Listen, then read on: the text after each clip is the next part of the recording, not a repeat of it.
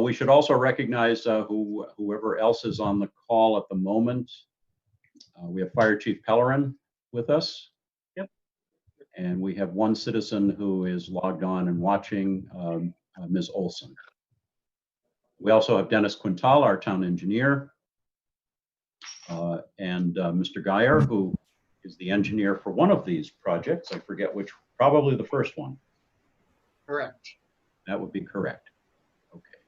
And Glenn Greenwood is also present. And Glenn Greenwood, our town planner, is here and is the host for this meeting. So he will be watching for comments and public who might be out there wanting to say something or ask questions. So, all right. And for the record, we do have a full board present. All of our regular members are here and voting. Ellen is also an alternate, but since we have a full board, she won't be voting unless we have some recusals. And Ellen is also our board recording secretary and our administrative assistant. Okay. So now you can relax, and Richard, you can sip on your orange soda while I read through the checklist here, just so that we're all in compliance and legal with the way that we're holding this meeting. So as chair of the Kingston Planning Board, due to the COVID-19 coronavirus crisis and in accordance with Governor Sununu's Emergency Order Number 12, pursuant to Executive Order 2020-04, this board is authorized to meet electronically.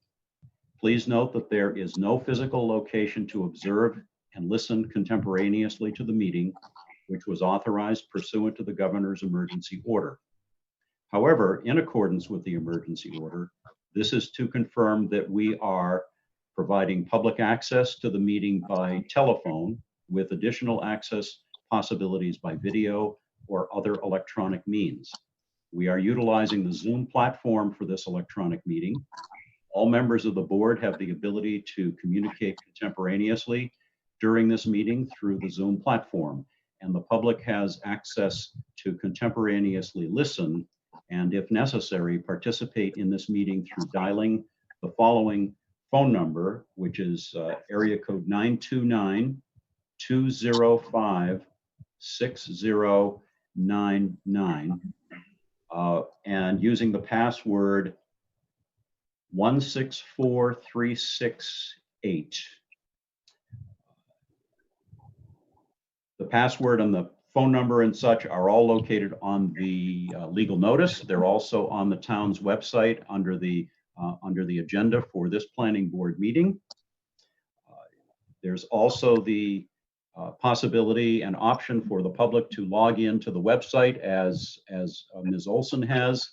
And that web address, I will not read it because it's so many characters long that I think you'd have writer's cramp and you probably wouldn't be able to write it down fast enough. But that link appears on our agenda, and it's on the town's website under the planning board meeting for tonight. All right. We're also providing public notice of necessary information for accessing the meeting. We previously gave notice to the public of how to access the meeting using Zoom, and instructions are provided on the Town of Kingston website, www.kingstонnh.org. We're also providing a mechanism for the public to alert the public body during the meeting if there are problems with access. If anybody has a problem, please email pb@kingstонnh.org. And that's the planning board's email, which is being monitored during this meeting. So if anyone has an issue and needs to email the planning board, do so. And Ellen will be watching that for us during the process tonight.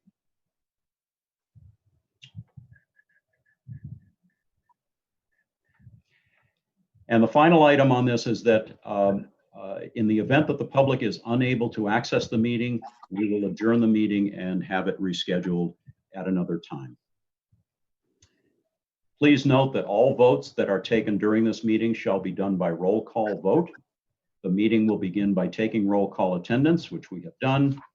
When each board member, board staff, or other official states their presence, also please state whether there is anyone in the room with you during the meeting. We've done that, which is required under the right to know. Okay, so that makes us all legal for this meeting, and we can get started on, yes, Lynn. I believe we received a letter late this afternoon with someone requesting that one of the hearings be postponed. I wondered if we might take that up first, so anyone that's here that's for that meeting would know that we're not going to hold it tonight. Oh, okay, we can do that. We have received, if anyone is listening with regard to the Diamond Oaks Golf Club application, which is the last one on our agenda for tonight, they have submitted a request for a continuance to a future meeting. And since it's the last one on the agenda, I don't know if the board wants to actually take action on it now. But that would, if we don't, if anyone's listening, they won't know when it's been continued to. So Glenn, any suggestions? Well, we post them all for 6:45. So if you were going to show up for the hearing, you would probably have shown up at 6:45. Well, do you see, other than Ms. Olson, do you see anyone else listening in, Glenn? Glenn? Hello? Bless Glenn, but I don't see anyone. I believe the fire chief may have said that he was going to be speaking to that matter. Okay. Chief, were you going to be commenting on the Diamond Oaks application? Yeah.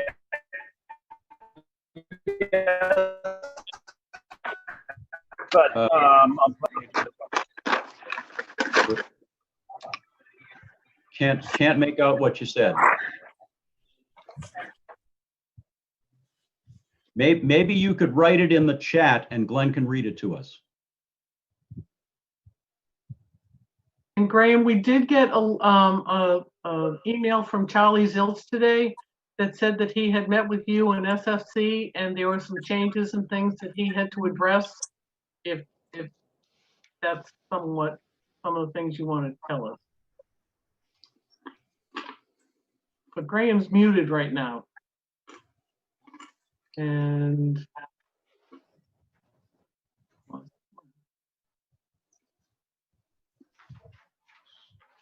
yes, I was here for that matter, but he's going to remain in the meeting. Did everyone see that?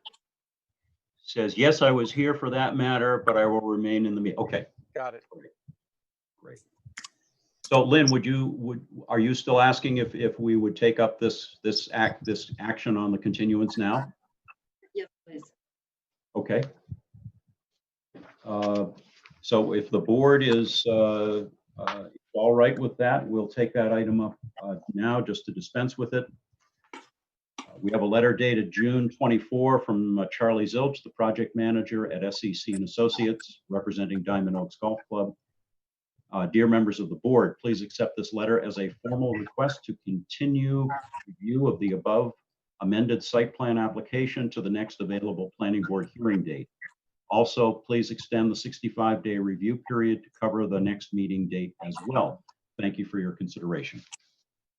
So we would need a motion to continue to our next, whatever our next available time would be. Ellen, maybe you can help us understand what that. You have a July 7th hearing, but that already has several things on it. And July 21st, you only have the fire station building committee and also holding a spot for Fieldstone. So. And I would suggest that one. Unless- Motion to continue this hearing to July 21st at 6:45 p.m. Second. Okay. So a motion by Lynn, second by, who seconded it? I wasn't sure if it was Peter. And they, just raise your hand, whoever seconded it. Peter, Ba- Both Peters, but I think Peter Baker was first. All right, we'll take Peter Bakey. So motion to continue to July 21, 6:45 PM. Do we want to set a date for receipt of any new materials?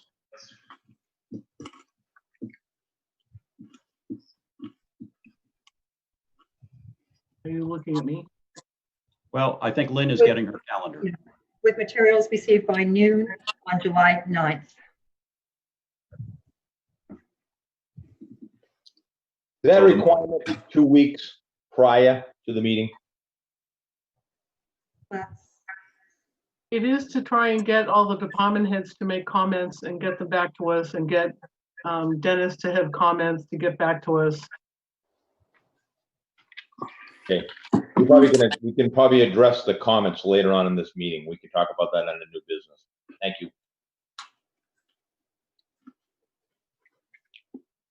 Okay, so we have a motion. I'm assuming you're amending the motion to include the receipt of materials by July 9. him. Okay, Peter, are you all right with that as the second? Yep. Okay. Further discussion? Do we need to include the extension in that motion, or is that a separate motion?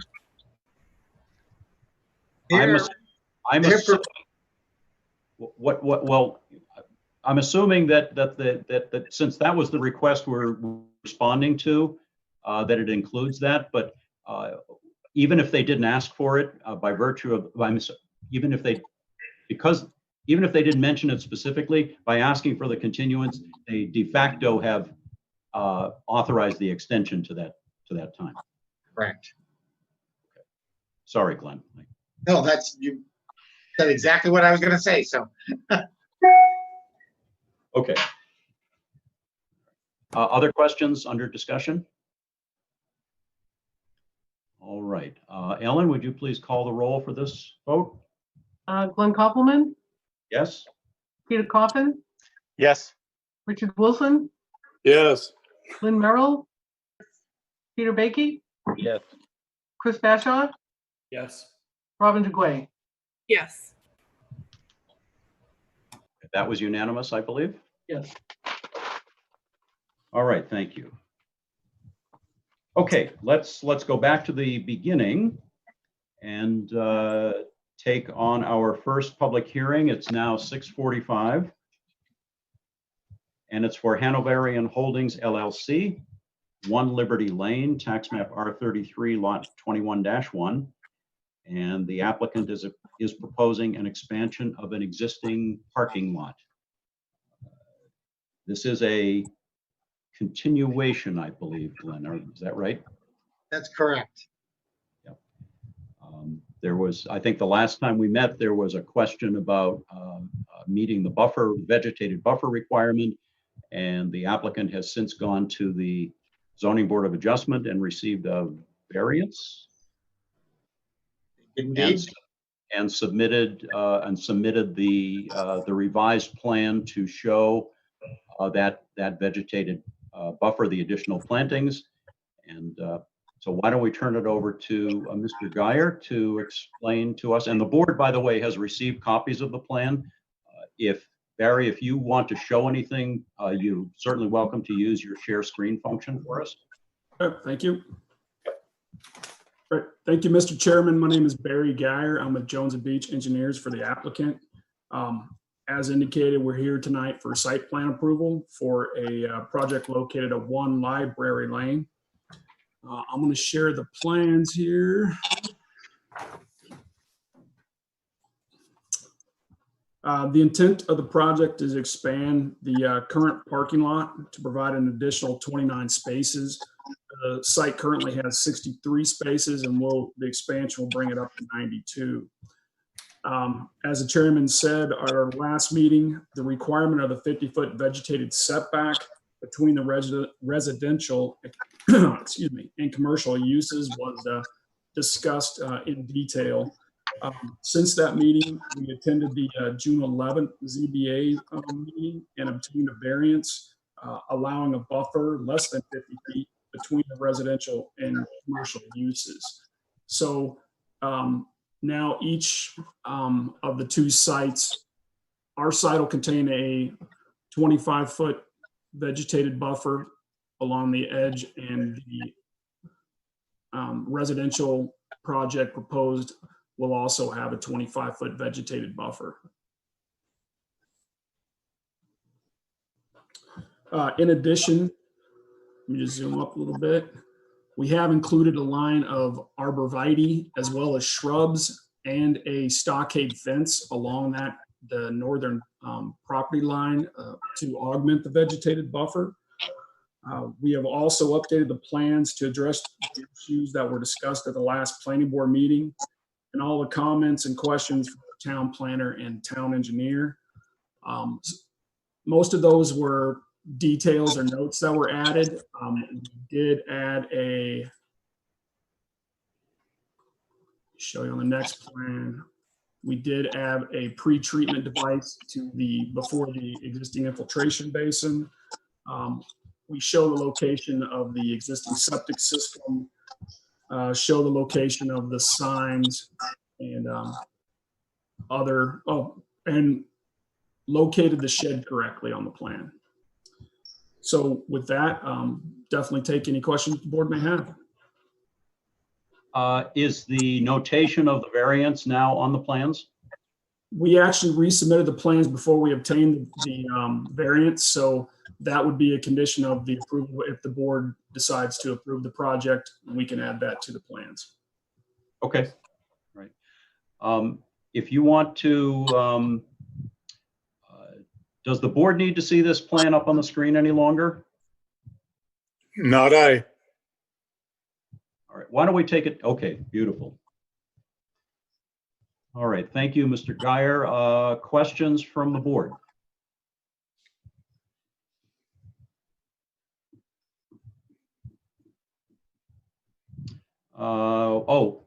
Dennis, I know you reviewed this, and I think it was a pretty short review letter.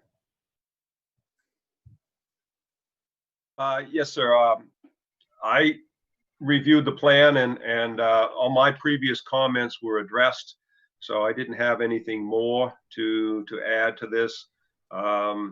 During construction, probably take a look at how the basin is put in, and make sure that some sort of a inspection report either during or soon after the work gets done. So I would assume that that's what would happen. So, but all my comments for the plans were addressed, and I thank Barry for doing a good job in addressing all the comments. Thank you. All right. And Dennis, I don't have your comments in front of me, but I think you also mentioned that the issue of the variance note, did you not? Or was that Glenn? That was Glenn. I had it on mine. Okay.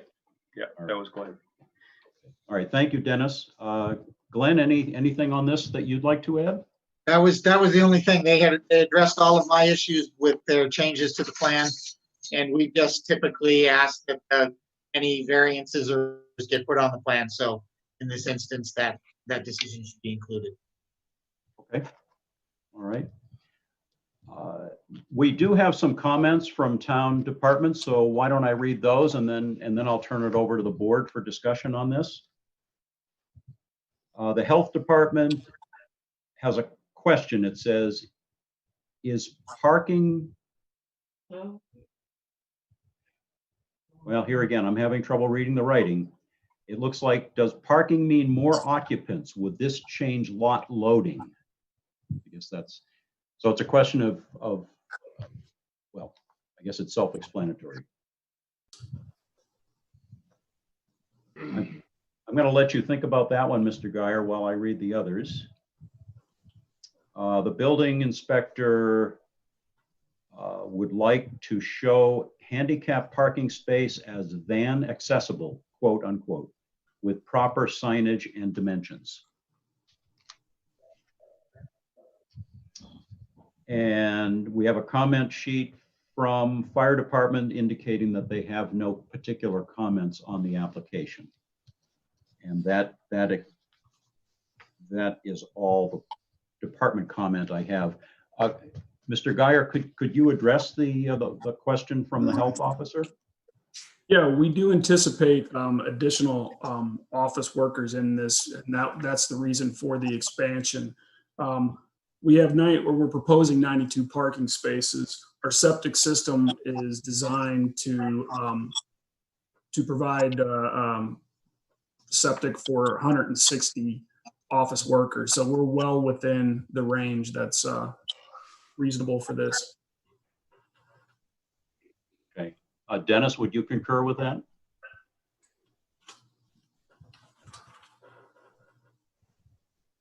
Yes, that seems reasonable to me. I mean, obviously, that there was events that they talked about, but I think a lot of those events were people just coming and going during short periods of time. So I don't think that would be an issue. And the septic system was big enough. It used to be a building for childcare, so I assume it was a large enough system to handle the flow. Okay, thanks. Right. Chief Pellerin, I don't know if your audio will work well, but your sheet had no comments on it from your department. Is there anything you'd like to add while you're here?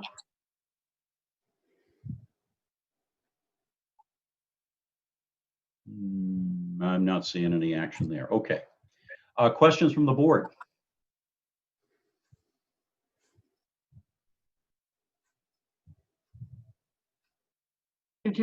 Graham has just a chat that says that they're good with the plan. Good with the plan. I see. Thank you very much. Thank you. Robin? And you're muted, by the way. There we go. Sorry, no, I just had a question and looking back at my notes, and sorry, it's hard to keep track of everything at once. So with the expansion, is there plans to move occupancy into the garage? The garage is for it's a conference room / training room, so there won't be office workers in a regular basis. If they have to have a meeting, that's where they'll use the garage. So that actually freed up space for additional office workers in the actual building. And there was an occupancy permit issued for the garage? I'd have to check on that. I'm not sure how that works, but we can double check on the occupancy for the garage. I had, just because I had that as an outstanding item from the last time we met. There had been a business in there, I believe, a vehicle repair business. So I presume that they'd gotten an occupancy permit for that, but I'm not sure. Yeah, but there's been a change of use since then. Right. Oh, right. So you need a new occupancy permit for it. Right, because that meeting space was just approved like in November of last year. Right. Right. We can check with Robert Stewart on that. Well, depending on how this goes with the board, if you end up doing a motion to approve, that probably would need to be one of the conditions. The conditions.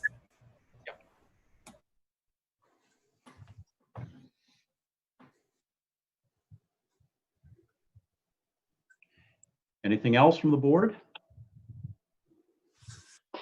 All right, well, while you're thinking of any last minute questions, this is a public hearing. So if there's anyone from the public who has a question or a comment, I think that we decided the best way to handle that would be for you to communicate through the chat function or email function to Glenn, and he would then relay those comments or questions to the chair. One question. Lynn? I understand where Robin is coming from with the certificate of occupancy, but is it in our purview to require a certificate of occupancy for other parts of the property if it's not involved with this particular application? Well, we require that the site be in compliance with town's regulations. Okay. And that use, that change of use for the garage did come before us. Oh, yeah. End of last year. Right. So as Glenn said, it's just a question of whether or not the site is in compliance. And that should be just assuming that there is a permit and it's per approval. It's just checking the box. Correct.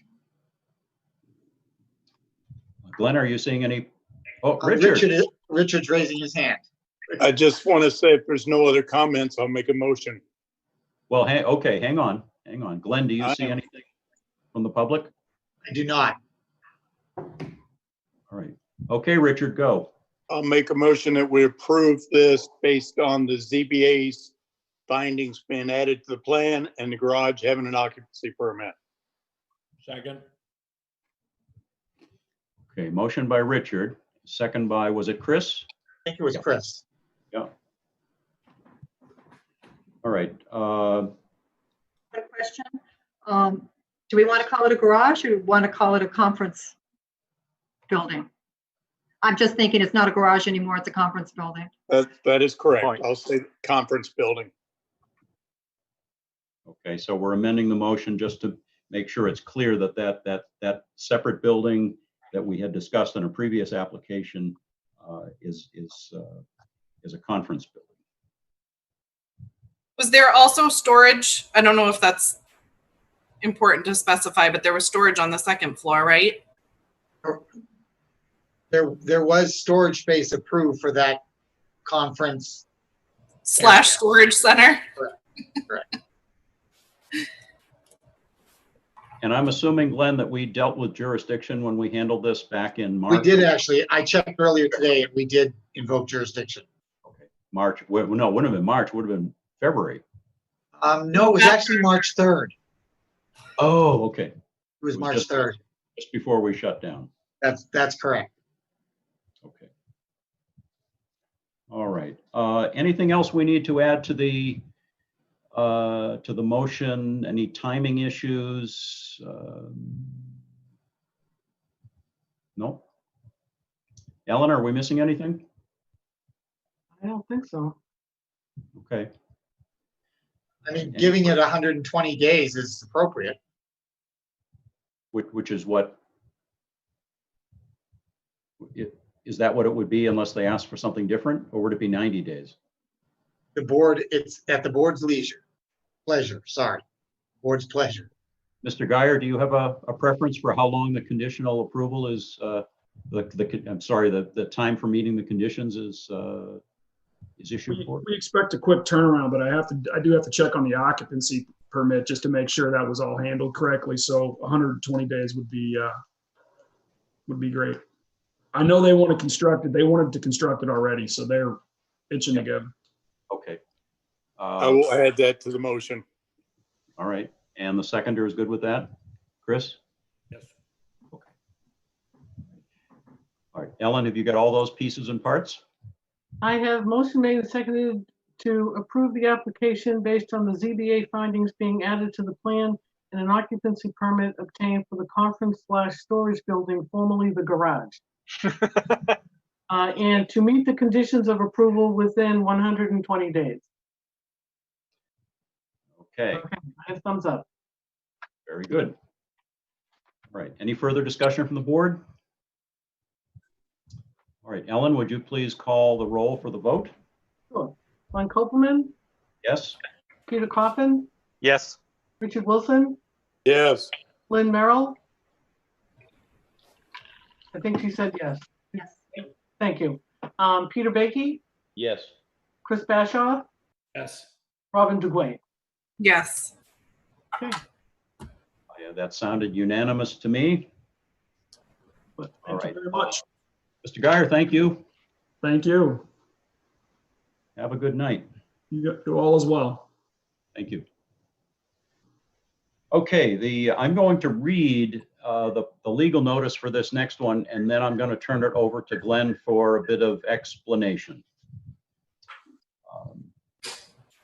This is proposed application by Robert Pothier at 129 Main Street, tax map U9, excuse me, lot 49, and Edward and Carol Howard at 131 Main Street, tax map U9, lot 48. These are adjacent lots, even though they have different street addresses. They're Oh, no, they're both Main Street addresses. I'm sorry. Anyway, they're adjacent lots. The applicants are seeking to do a lot line adjustment of the easterly line of U9-48 to allow access to the rear of the lot on U-49. So Glenn, if you can walk us through our what has transpired on this one. Yes. So I prepared comments for this that caused some inquiry to be raised by my compatriot Glenn Koppelman when he was able to see them today. And my take on this boundary line adjustment was that it was fairly straightforward and involved the transfer of lands between two lots, but with consultation with Glenn, he brought up the fact that because the properties are located in the town's aquifer protection district, that the lot size is actually 3 acres, meaning that the two lots are both non-conforming.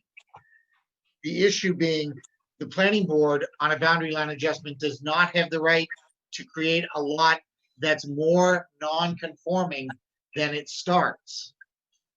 And my take on the boundary line adjustment had been simply that the larger lot was in excess of 2 acres, our standard lot size.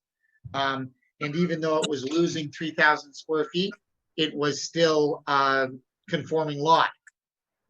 Since it's in this aquifer protection district, that lot size is actually 3 acres, not 2.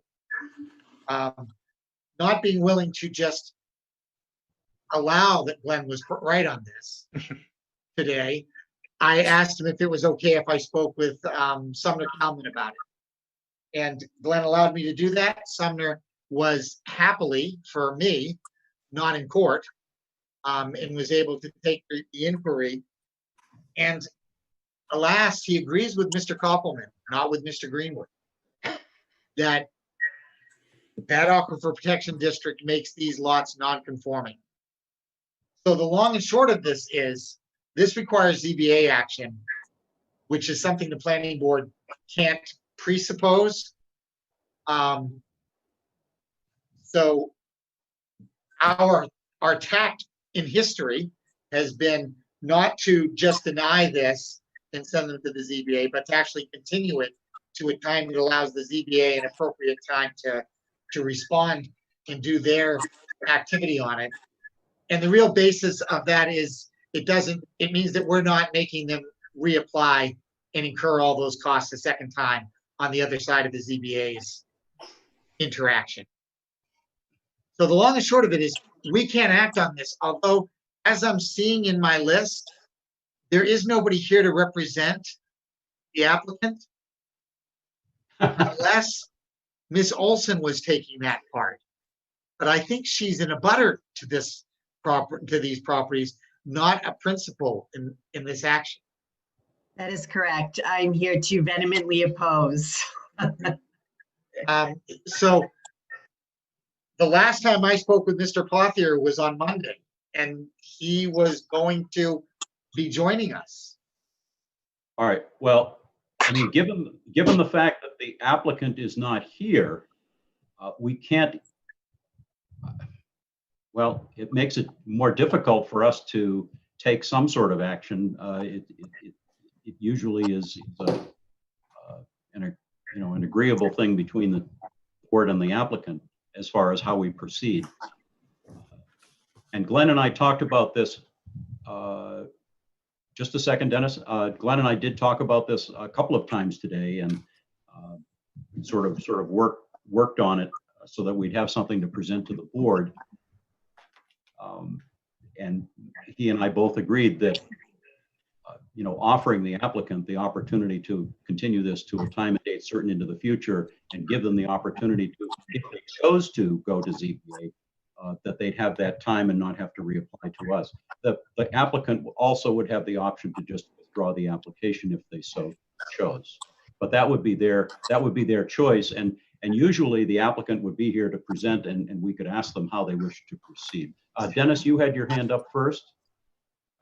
Yes, and I didn't really have any questions about this. Just looked at it, from plan lot line adjustments, lot line adjustment. But in just looking at it right now, I don't know if they have any intentions of building beyond where this change of the lot line is taking place.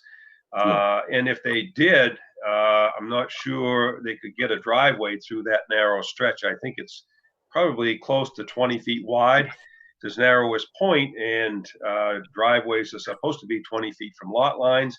Plus, where if someone were to build way out back on the lot, it would require a driveway wide enough for fire apparatus, which would be 20 feet wide. So I don't know what the intent is of who's going to be building on this lot, if they're going to build on this lot, but it shows a building setback in the rear of the lot, 20-foot setback all the way around, but I'm not sure they can get a driveway to that area. So that might be an issue that the applicant might have to deal with the zoning board also.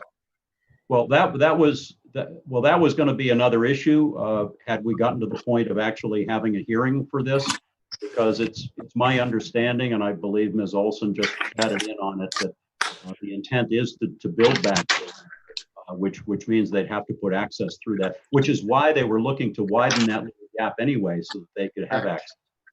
That's the whole reason. But it's not wide enough to meet fire department requirements, is what my point is. Understood. And I don't know if they were aware of that, that's all. Yeah, I don't know if they were aware of that. Peter Bakey, did you have your hand up? Just a quick question. Does anybody know this lot 49, what it's been called all these years, as far as a built lot or just a vacant lot, as far as the tax purposes go? Because I'm sure that was a building lot long before this 3-acre rule came to the town of Kingston. Just like lot 48, that's not 3 acres either. Yeah, Peter, I believe that's the lot, used to be the old Baxter Tavern. Okay. If I'm not mistaken. And it's a pre-existing lot, which means it can be built upon. The problem is that as soon as you make changes to it through something like a lot line adjustment, it makes it a new lot in essence, and it loses its non-conforming status. Okay. And I'm sorry? Okay. That was Sumner's advice to us. Okay. Is Graham Pellerin still with us? He is. One thing I think that we just touched base on this 20-foot driveway on anything over 150 feet long. I studied this NFPA 54, and if you look at those guidelines for driveways, as Dennis had touched base on, I believe it calls for a 20-foot clearance, not actually a driveway base, where like if you had 2 trees or a telephone pole to another tree, they actually want a clearance of 20 feet to get fire apparatus versus a 20-foot paved surface. Because if you add on 8 feet to any driveway and you're going 200 feet long, that's a substantial cost to an applicant. And I think we need to clarify that 20-foot clearance under the NFPA 54 that it talks about, that if you read that under that code. And I think maybe Graham could look into that for us. Well, we can ask him that, and I'm sure he heard your question, Peter. The other issue, though, is that our regulations require 20-foot setback from lot lines on the driveway, and that can't be met either. Okay. So there are multiple things going on here. Chief Pellerin, I don't know if you have anything that you would like to respond to quickly from Peter's question. He says, must be a 20-foot of gravel, does not need to be paved, but needs to have a 20-foot wide base. Thank you. That's my understanding too. Dennis, you concur with that? That's what my understanding has always been. We ran into this on previous applications last year, so that's what we were requiring at that time. Okay, Richard? I'm going to make a motion that we continue this. I feel like the driveway issue and stuff is things they could go to the ZBA for relief.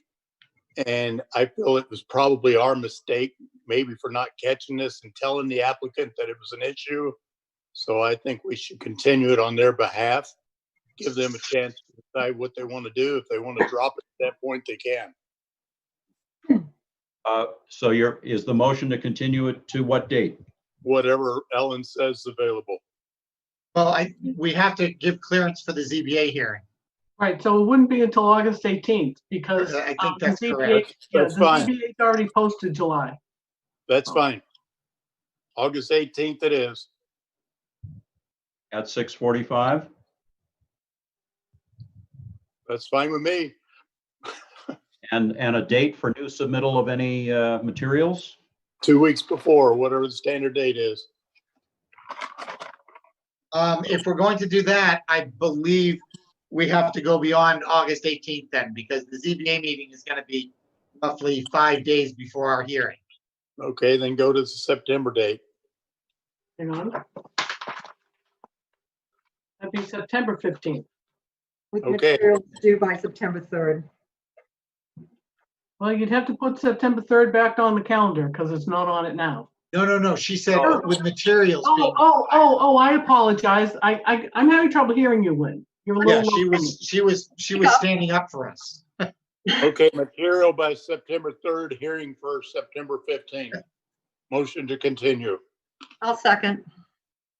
Okay, so motion by Richard, second by Lynn to continue this to September 15th with any new materials, deadline submittal of September 3 in the planning board office at noon.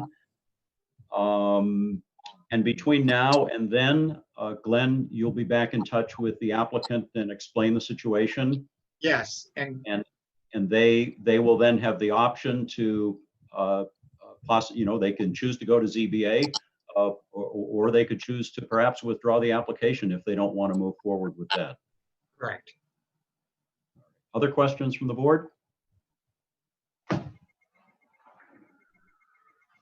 All right, Ellen, would you please call the roll for the vote? Before you do that, Glenn, could you just touch back with Miss Olson and make sure she has understood what's just happened? Ms. Olson, if you could just give a quick chat back to us if you have a question or if you're okay with what we just are proposing to do here. Oh, she's unmuted. Sorry, I got it. Thank you. Okay. So, and just to be clear, if you are a direct abutter and you received a certified mailing, you wouldn't get another one. You would just need to watch the legal notices, and this is essentially your notice of the continuance to September 15th. Right. Can I ask you, I understand with businesses using this forum. However, a lot of the abutters to this property are folks who I don't know what their level of technology expertise is. Well, that's why there are a variety. We understand, and we're all trying to do the best we can under the circumstances. But that's why there's an option for folks to make comments through email to us in advance. They can also phone in during the meeting and ask questions, or they can come in through Zoom, either audio, video, or both. So. Okay. Can I request that another letter be sent out? Why would another letter not be sent out notifying folks? Because frankly, I'm the only one that knows when this has been continued to. Well, but with all due respect, I mean, folks were notified of this and the method by which the board is proceeding with the hearing. And I mean, we can poll the board and see, but typically we do not do that. Okay. I'll take that responsibility on my own if I'm not breaking any rules by doing that. Oh, you can certainly talk to any of the neighbors or abutters. I mean, that's your prerogative. Yeah, I just don't want their lack of presence be taken as lack of interest or acceptance or agreement with this request. That's all. Sure. And by September 15th, for all we know, we could be back meeting in town hall. We don't know, how this is going to play out over the next couple of months. But the legal notice that appears on the town's website and in the paper will indicate where and how the meeting is taking place. Great. Thank you so much for allowing me to participate. Appreciate it. Thank you. There's one other opportunity. I also want to let you know that we have at this point, which we didn't know we were going to be able to, this is actually going out on YouTube Live. So that if people want to watch it on YouTube and send comments to the planning board email address, that can also happen, which at the time that we first posted these, we didn't know if that was going to be able to happen, but it can't go out live on the cable channel, but it is going out live on YouTube for people to be able to watch and comment through email if that's easier for them. Great. Thank you. Okay. Well, thank you for joining us. Welcome. And Glenn? Peter? It's Peter Koff. Yeah. There's one other opportunity that all the abutters would get notification if it went to the ZBA. Unless they rewrite the plans to be able to conform to the requirements for the acreage and driveway width and setbacks, Right. presumably would have to go to ZBA, and all the abutters would get notification then by mail. Right. I mean, that's everything you said is correct. And Glenn, the only way that this would not need a variance for the lot thing is if it were an even swap and the lot square footage didn't change. Is that right? Correct. Okay. Correct. Which I don't think is possible here. Well, I don't know. But that's for them to consider. That's up to the engineers. Correct. The That's issue of lot width, however, I mean that narrowness of that pathway through could still be an issue, though, Peter. Okay. All right. The next item is. We're gonna vote? Richard, you're not sleeping. That's a good thing. I'm in a hurry too, but I think we ought to vote. I was hoping we could skip a few steps. All right. Just joking. Any further discussion? Ellen, would you please call the roll on this? Glenn Kopelman, Yes? Peter Coffin, Yes. Richard Wilson, Yes. Lynn Merrill, Yes. Peter Baiki, Yep. Yes. Chris Bashaw, Yes. Robin Dubois. Yes. Okay, so that's unanimous. Thank you. All right. Next item is a public hearing, and this was a fairly simple thing that we wanted to do regarding the driveway regulations. And I think Ellen sent around copies of this for folks. And Ellen or Glenn, could you just do a quick explanation for us of what we're doing? I think actually there was a request through the inspectors, maybe to Ellen. I'll talk about it. Is that how it came about, Ellen? Through the inspectors meetings and then through comments with Rich and Phil Coombs during the inspectors meetings. In that, number one, we had to get rid of that little section about the fees because that was changed at town meeting and this was a regulation.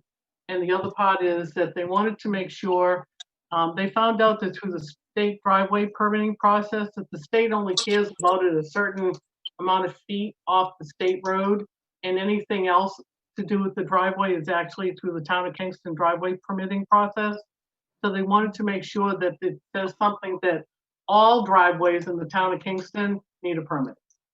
So it never really said you didn't, but they wanted it clarified, so they asked for those two things to be added. I think they have other things they want to do in the future, but these were the two basic things they wanted to get done while they worked on the rest of the permitting process. So it looks as though the only changes proposed are, and this is under regulations, which means that the planning board, by doing this on a public hearing, is able to make these changes. So it's not an ordinance; it doesn't have to go to town vote. And this falls under driveway permit regs 901.1 design criteria, and it's number A, item A. And so that first paragraph then would read, prior to construction, reconstruction, or paving of any driveway in the town of Kingston, a town of Kingston driveway permit application available from planning board or town offices shall be submitted to the board for approval. An application fee, and then this, I think this was a change, as set by the select board, shall accompany the form. And those were the only changes that I see. Correct.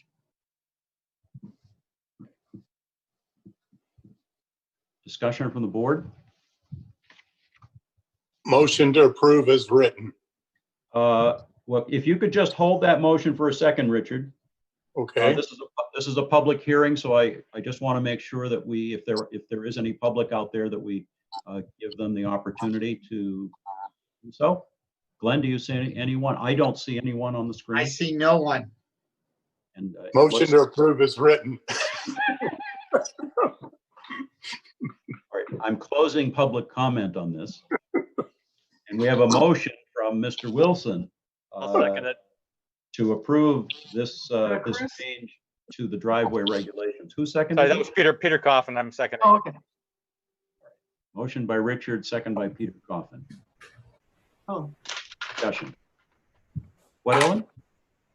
I had to get my little list to ask you people how you're gonna vote. You can't All right. remember it? Please call the roll for the vote, Ellen. Yeah, Glenn Kopelman, Yes? Peter Coffin, Yes. Richard Wilson, Yes. Lynn Merrill, Yes. Peter Baiki, Yes. Chris Bashaw, Yes. Robin Dugway. Yes. That's unanimous. And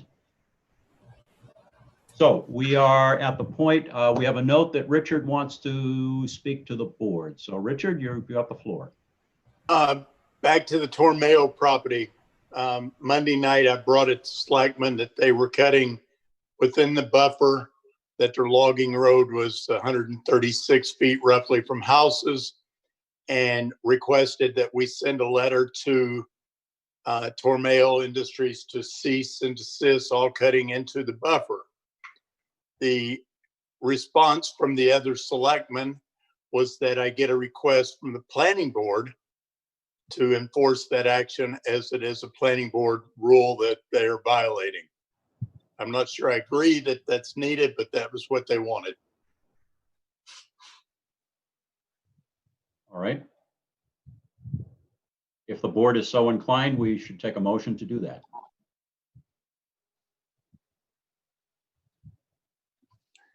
Richard, do you want to word the motion the way you believe the selectmen want to hear it? I mean, to me, it just needs to say whatever we do. Send a Enforcement action? letter of enforcement action to the Tormeo on the grounds that they're cutting within their 200-foot buffer. It would Okay, be I'll move that. it would be a request by this board to the select board. That is for correct. For that action.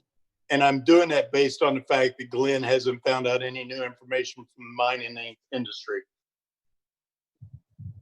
Correct, Glenn? Well, this isn't a That mining is operation correct. anyway. So, and The at the har- last meeting, the fact that he had put in for a timber cut, permit, then that led at that time to the decision that, well, if he's put in for a timber cut permit, then it's not a mining operation, Right. and he needs to maintain the buffers. Yeah, and I agree with Glenn Greenwood that the buffer is the buffer and the mining is the mining. It's two separate issues. The quarry pit would fall under them. Okay. So Peter Coffin, you made the motion. I made the motion as Is it there was a stated. Is there I'll a second? Second by Richard. Further discussion? All right. Ellen, did you get that okay? Yep. Okay. Would you call the roll, please, for the vote? I will.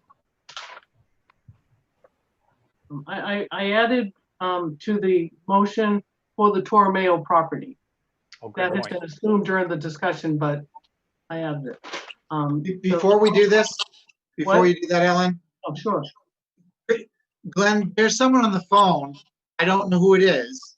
but I'm not sure if maybe they're not calling in about this issue. Okay. Yeah, I believe they're now not muted. So maybe you could ask them who they are.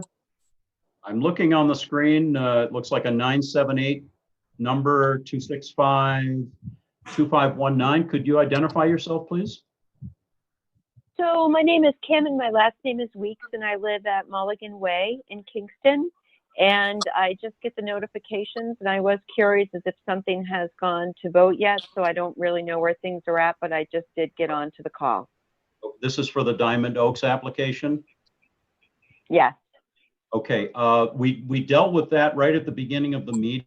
Okay. But no, Then- I'm just going to give you the update on it. Thank you very much.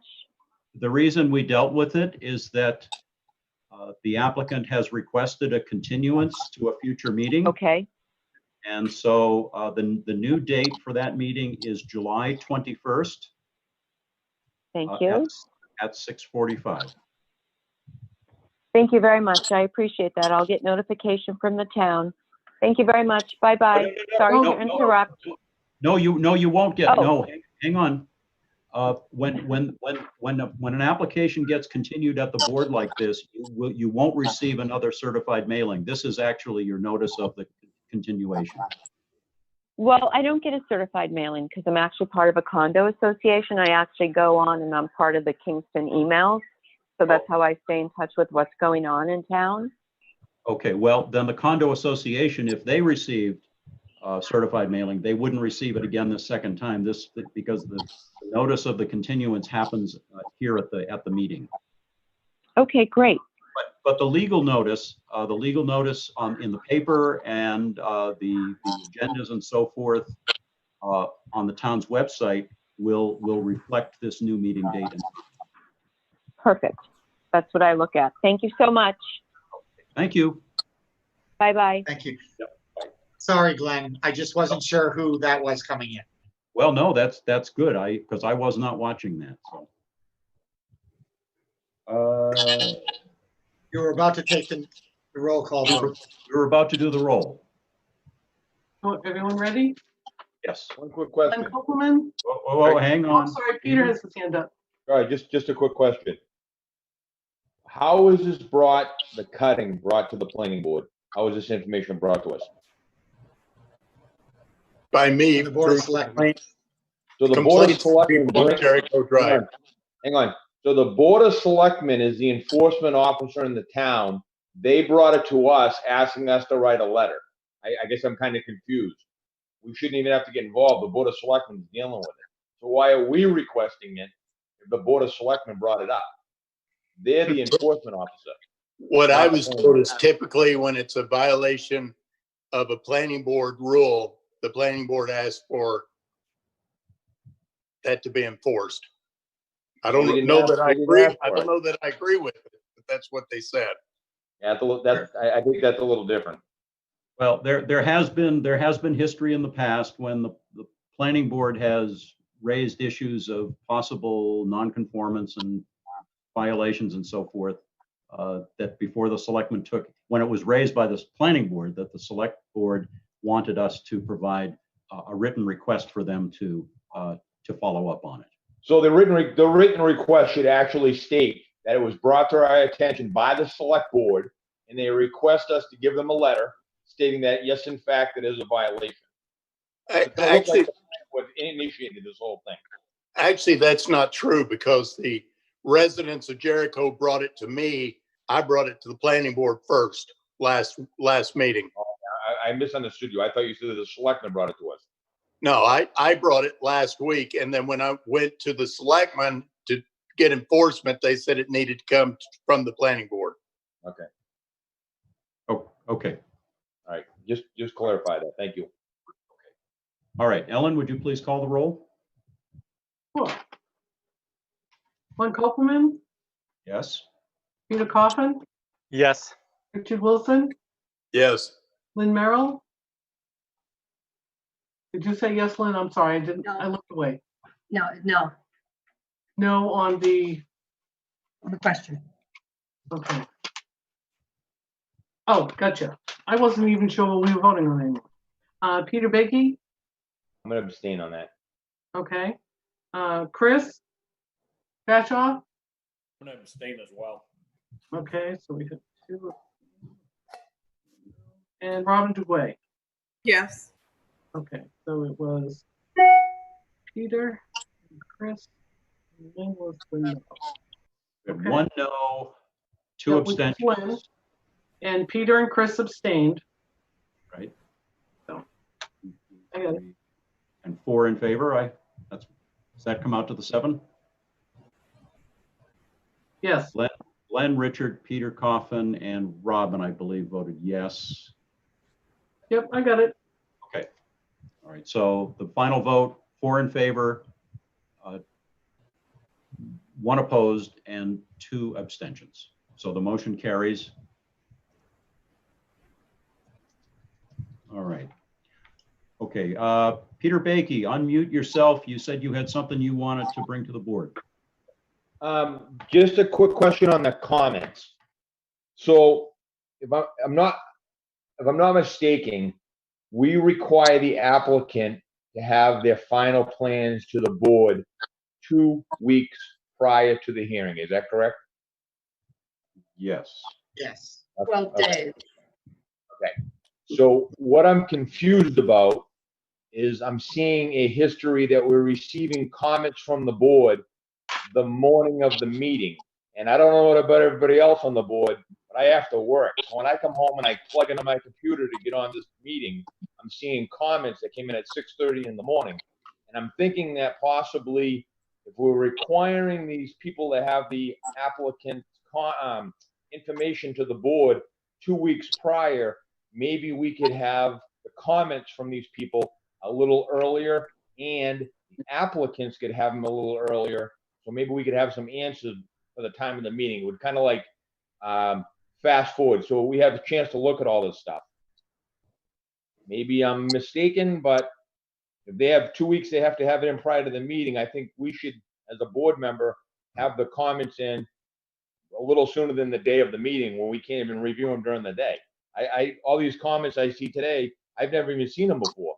I haven't had a chance to read everything.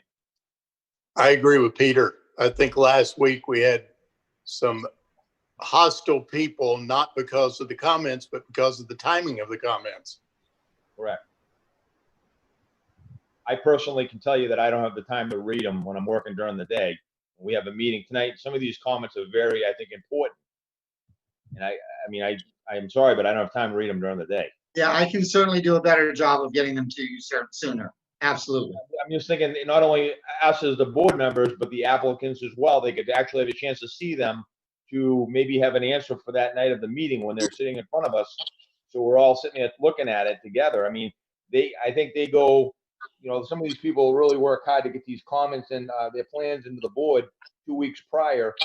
Possibly they could have comment prior to the night of the meeting so they can maybe have some research to some of these answers. So that was it, Glenn. Thank you.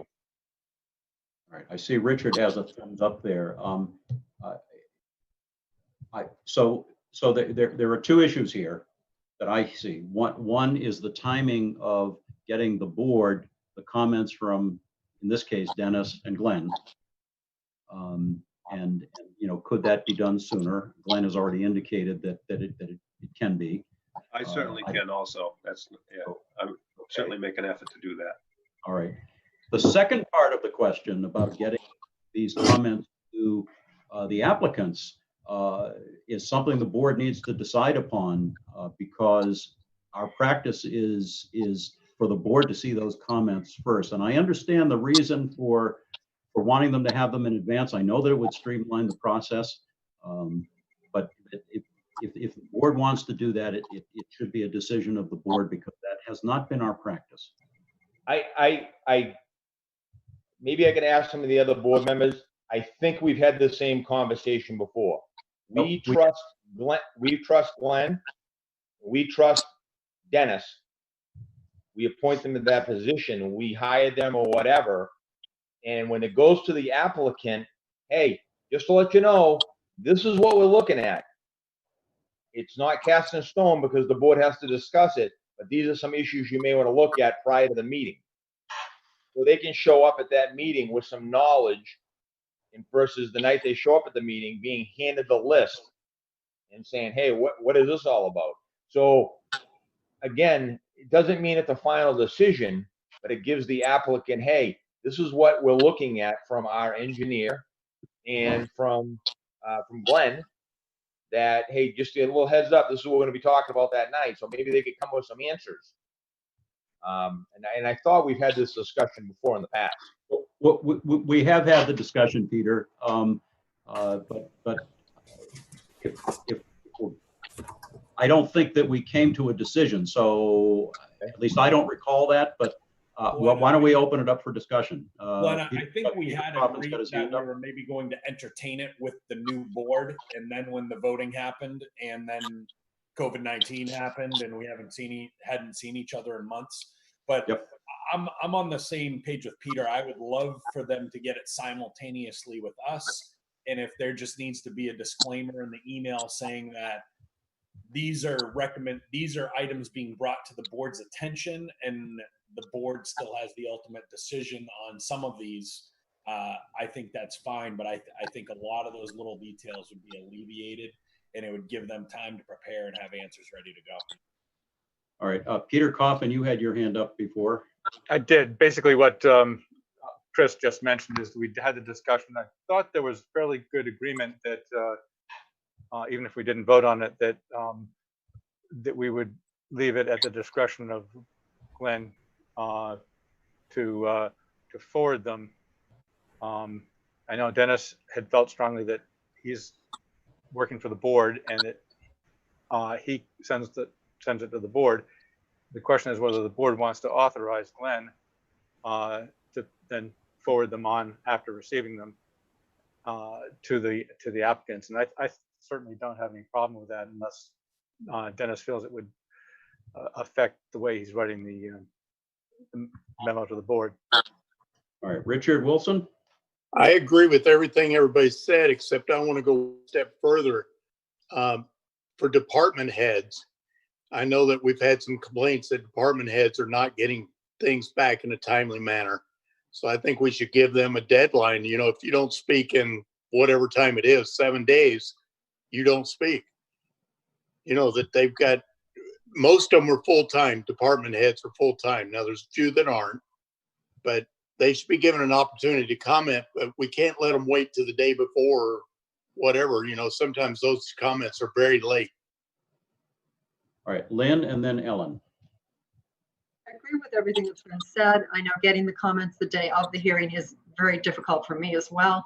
And I think it would be difficult for the applicants to get them. I'm thinking of a deadline of maybe the Wednesday before our meeting by end of the day. So Ellen has and Glenn have Thursday to compile them and get them to everybody.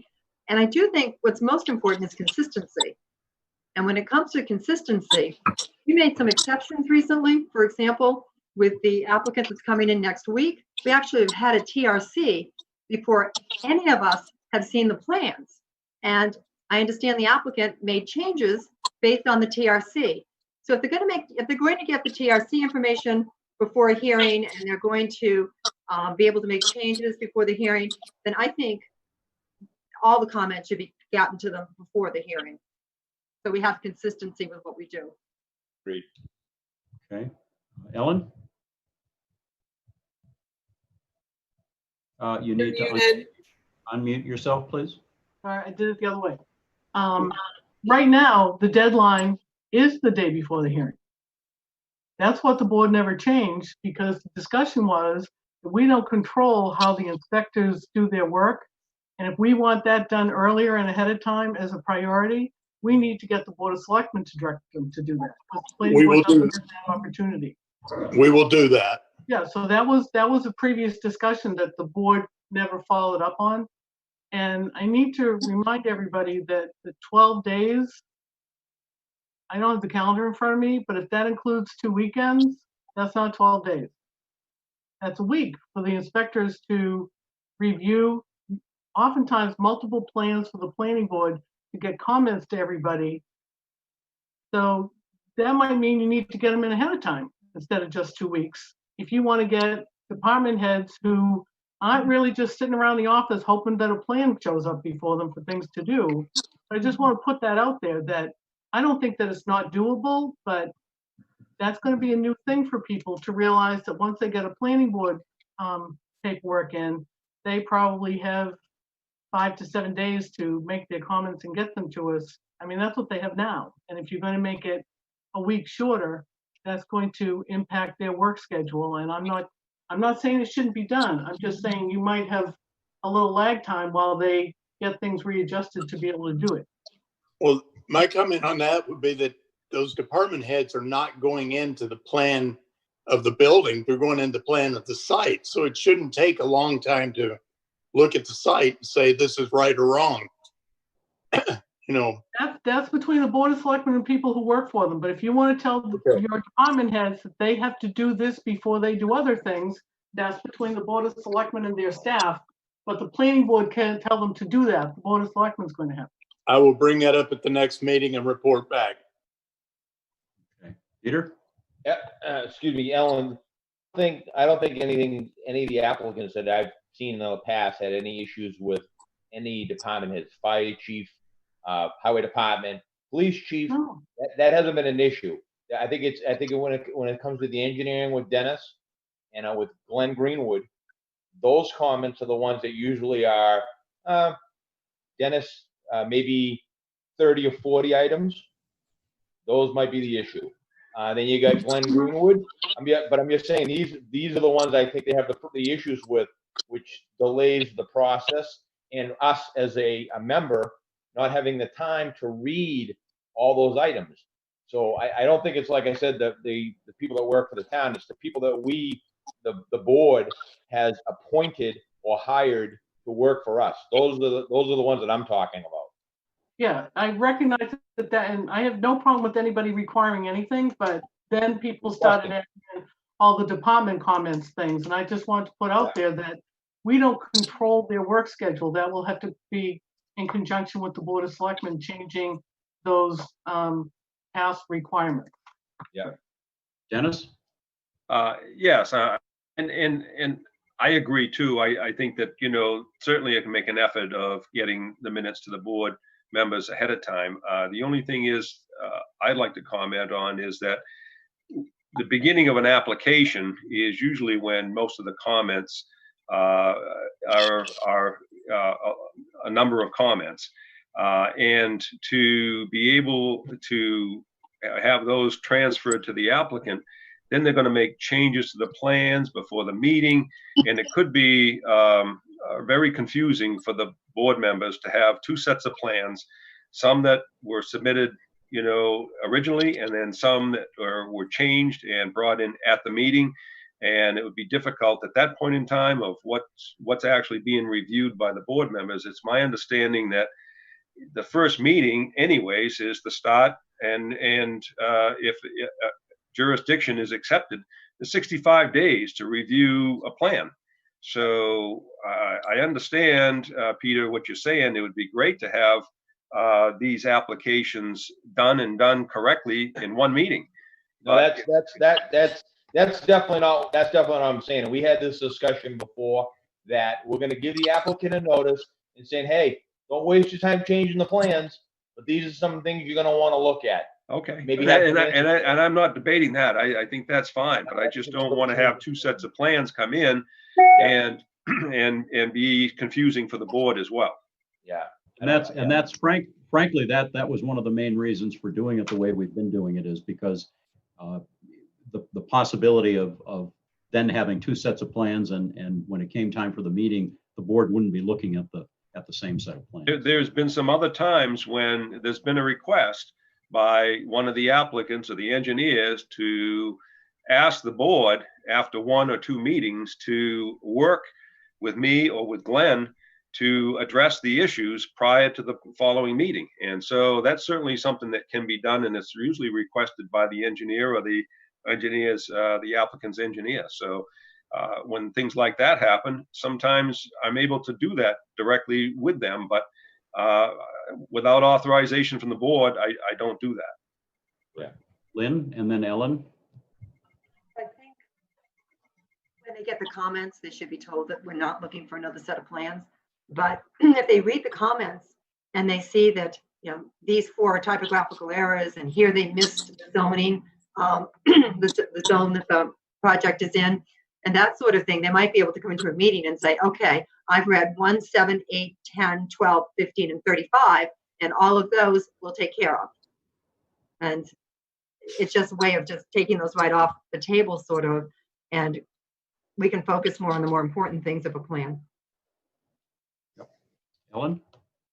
I wondered where it had come up a few pages ago that there would be, I think Peter Cochran brought it up, that you could put some sort of disclaimer on the comments going out, that, or it might have been Peter Baking, that these were not etched in stone, they're still going to be discussed. At that point, perhaps on that same disclaimer, we could say, do not bring in a new plan addressing these comments. We're giving them to you for your benefit, so you'll get pre-notification to be able to reply to them, tell them what you're going to do, ask questions, but do not bring in new plans. We will not look at them. I don't know if the board thinks that would be something we could just add to sending out the comments to eliminate. So that if somebody does come in with a new plan, it's like, thanks very much, but we told you we're not going to do that. It is going to get confusing. Department heads wouldn't have looked at anything yet. It gets crazy. So I just didn't know if that was a possibility. That sounds perfect, just to give them a heads up. I would hope that we would do that, because if we don't, I mean, that's not going to stop it anyway, but at least we've established the process that that's to be followed. Lynn? Have I lost everyone? I don't know, have you? Oh, Glenn, you're frozen there, but I hear you. Yeah. Glenn? Hello? I don't think he can hear us. No, I guess not. Use chat, Glenn, if you can. So we talked a lot about town departments reviewing the plans and the selectmen being over their schedule. But every now and then, some of the comments that come before the planning board are from the Conservation Commission and have a good deal of detail and consideration that should be taken on that.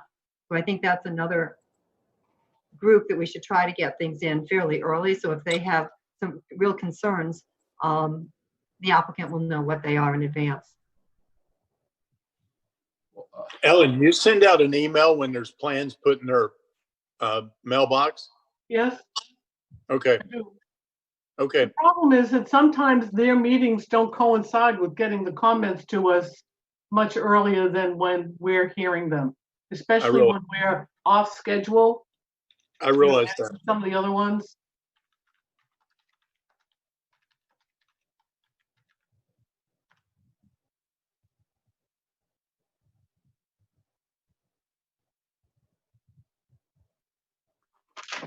Glenn is chatting with us and just asking us if we're still here. Apparently he's lost.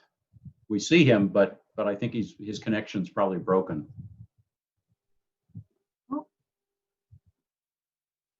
Well, we're on this. I would say that the applicants, given the price of making new plans, I would think they would be glad to not produce new plans to bring to the meeting, because knowing that we wouldn't look at them anyway. Well, you would think so. I don't want to exit as the host and lose everyone. We can hear you, Glenn. We can hear you. Can you hear us?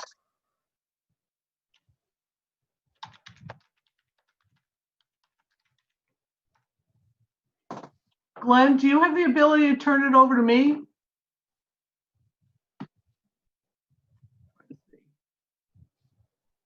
I'm going to. Well, I'm seeing all the chats, but nothing back from Glenn or Susan. So. Yeah, I see.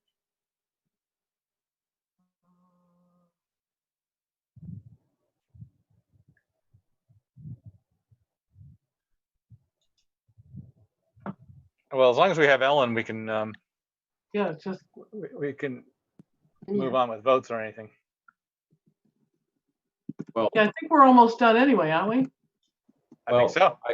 Unless there are other things folks want to bring up, I would assume that this is pretty much the last item. That's my expectation. Did anyone else have other issues for tonight? SLS suggestions into some sort of a motion or just a consensus of the board?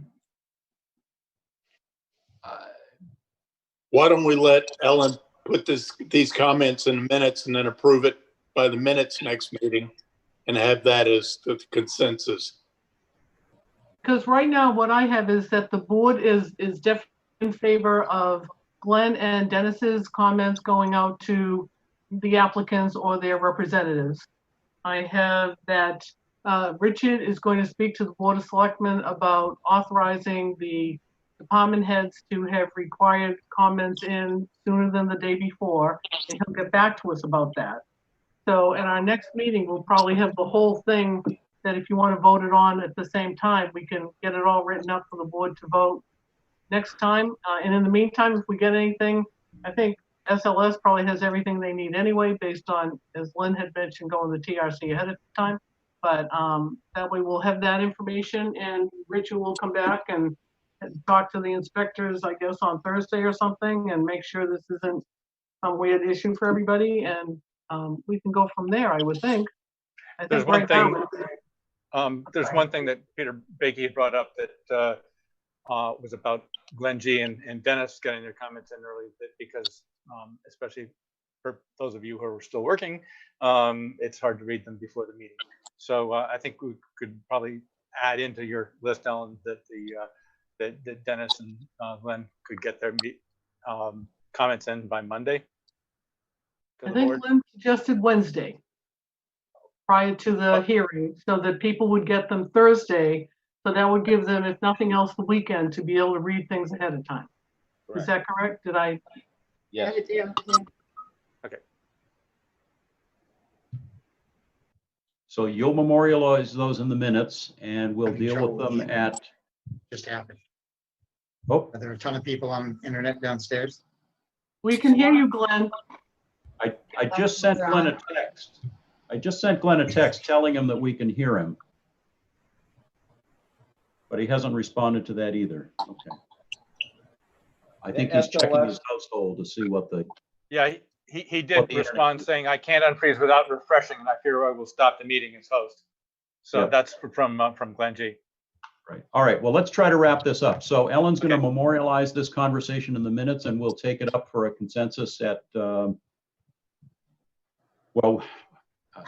our next meeting is the design review on the 30th. Do we want to do it then or on the 7th? The 7th, because we won't have a selectmen's meeting before that. Okay. All right.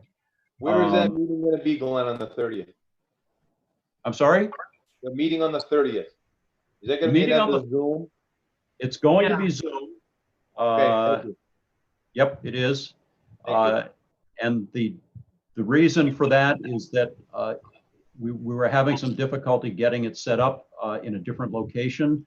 And also because it's a design review and there's no decisions to be made, we thought that we would just proceed that way. That was the way it was planned. And so that's what we're going to do. I think that, okay. I got a message back from Glenn. He says, "I fear refreshing will close the meeting." So. And I'll talk to Susan and Glenn next week. You can have a co-host, so that way there'll always be a backup in case something happens with Glenn's computer again. All right, so he'll be able to refresh. So I'm telling him just to hold on, and I'll let him know once we've adjourned, and then he can log off. So just a reminder on our next meeting is on the 30th by Zoom. And the only thing on the agenda, to the best of my knowledge, is the design review for the distribution center at the SLS property. And it is design review. It's just an opportunity for the applicant to present to the board and get some discussion and get some feedback from the board. The board can't vote on anything. They can't vote to continue it. It merely is a start and stop at that particular night. And it is just, it's a non-binding discussion. I mean, anything the applicant proposes and anything the board says, they can't be held to. It's just a discussion. At that point, when the applicant chooses to come back with a formal application, then we'll take it from there. And I would expect that by that time we would be doing it at an in-person location, because at that point it'll be a formal public hearing and would be probably way too challenging to try to do it on Zoom, given the interest level that that's going to generate. Very much for getting the plans in advance. Yep. Anyone have any further discussion, any comments, anything else they want to bring up? I'm seeing nothing. Glenn is still frozen on the screen. Okay. I'm going to call us adjourned at, we'll call it 8 p.m. Motion to adjourn. No, I just did it. It's done. It's done. That way we don't have to take a roll call vote. That's right. All right. Oh,